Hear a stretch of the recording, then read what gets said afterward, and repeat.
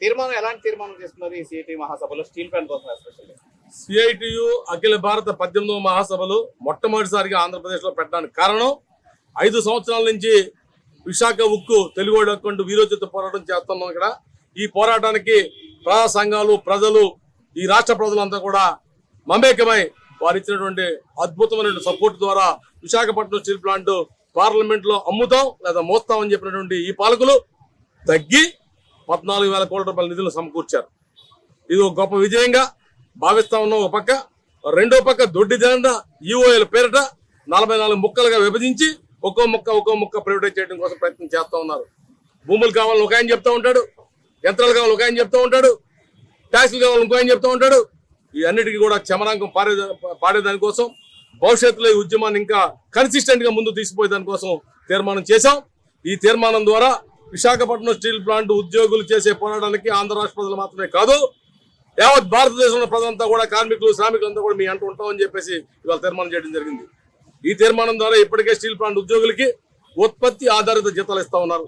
గత నెల, ఈ నెల ఇది తప్పు అని చెప్పేసి సెంట్రల్ లేబర్ కమిషన్ ముట్టికాయలేసినా, డిపార్ట్మెంట్ పబ్లిక్ ఎంటర్ప్రైజెస్ కాదని తిట్టినా, మినిస్టర్ ఉత్తరం రాసినా, ఆయన ఈయన జీతాలందరికీ కూడా కోసేసి ఉత్పత్తి మీద ఆధారంగా జీతాలు ఇవ్వడం భారతదేశంలో ఏ ప్రభుత్వం పరిశ్రమలు లేదు.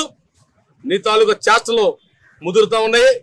వీటి నుంచి వెనక్కి వెళ్ళాలని చెప్పేసి, లేకపోతే ఇప్పుడు దాకా ప్రభుత్వాల మీద కొట్లాడిన మేము యాజమాన్యం మీద కూడా రావాల్సి ఉంటుందని చెప్పేసి దీనికోసం ఉమ్మడి ఉద్యమాలని నిర్మించబోతా ఉన్నాం.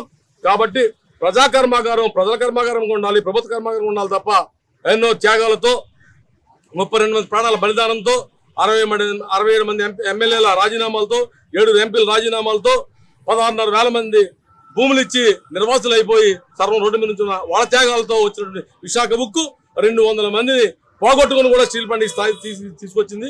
వారినందరినీ కూడా గుర్తు చేసుకుంటూ ఈ స్టీల్ ప్లాంట్ ప్రజా కర్మాగారంగా, ప్రభుత్వ కర్మాగారం ఉండేదానికోసం సాయశక్తుల ప్రయత్నం చేయాలని, దానికి దేశవ్యాప్తంగా మద్దతు ఇస్తానికి వాళ్ళు ఇక్కడికి వచ్చారు. వాళ్ళందరూ కూడా ధన్యవాదాలు తెలియజేస్తాం. సార్, కేంద్ర ప్రభుత్వం దీన్ని ఆమోదించకపోతే రానున్న రోజుల్లో ఎలాంటి ఉద్యమం మీరు చేపడతారు, ఏం చెప్తారు మీరు? ఖచ్చితంగా ఆమోదించి తీరాల్సిందే. గతంలో మీరు చూశారు, అగనాంపూడి నుంచి ఎయిర్పోర్ట్ వరకు మానవహారం అడుగడిన మనుషుల నుంచో పెట్టాం. ఆ రోజు ఛాలెంజ్ చేసాం ఈ ప్రభుత్వాన్ని, మీరు విమాన మార్గంలో వస్తారా, రైలు మార్గంలో వస్తారా, సీ మార్గంలో వస్తారా, రోడ్డు మార్గంలో వస్తారా, రండి మిమ్మల్ని అడ్డుకుంటామని చెప్పాను. ఒక్కడిని కూడా స్టీల్ ప్లాంట్ రానిలేదు. రేపు ప్రైవేట్ వాళ్ళకి ఇచ్చి లోపల తీసుకొస్తారంటే ఫిజికల్గా అడ్డుకోవడం కూడా సిద్ధంగా ఉన్నాం. ఇది ప్రజల ప్లాంట్ కాబట్టి ఎవరో నువ్వు కార్పొరేట్ కంపెనీలు కట్టబెడతానంటే చూస్తూ ఊరుకునే దానికి లేదు. ఏ పోరాటం సిద్ధం. ఇది పోరాటాలతో వచ్చిందని నేను ముందే చెప్పాను. ఆ పోరాటాలతో కాపాడుకోవడం కోసం ముందుకు పోతాం.